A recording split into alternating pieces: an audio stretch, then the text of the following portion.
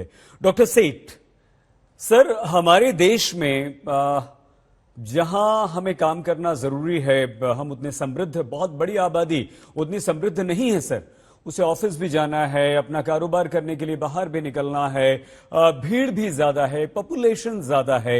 ऐसे में डॉक्टर सेठ, क्या आपको लगता है कि हम अपने आप को अपने घरों में कैद कर लें, क्योंकि ये लहर आनी तो अब आनी ही है? जी हाँ, लहर तो इनएविटेबल है। इसका तो मैं क्लियर जवाब दे सकता हूँ।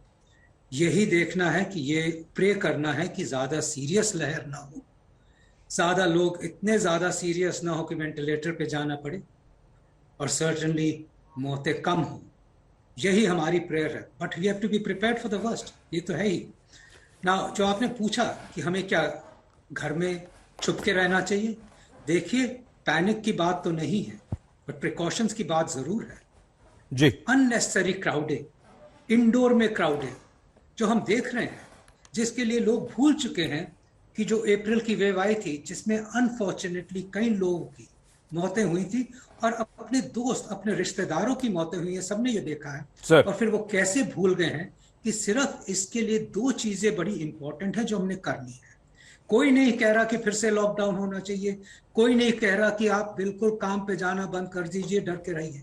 पर हम ये जरूर कर रहे हैं कि ये जो डबल, आप भूल चुके हो डबल मास्किंग को।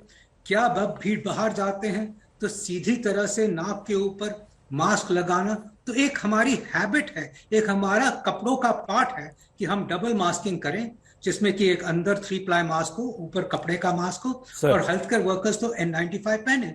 और दूसरी बात यह है कि unnecessary crowding, unnecessary gathering, partying और मास्क उतार के पार्टिंग, और वो भी इंडोर में, तो ये जरूरी तो है ही नहीं।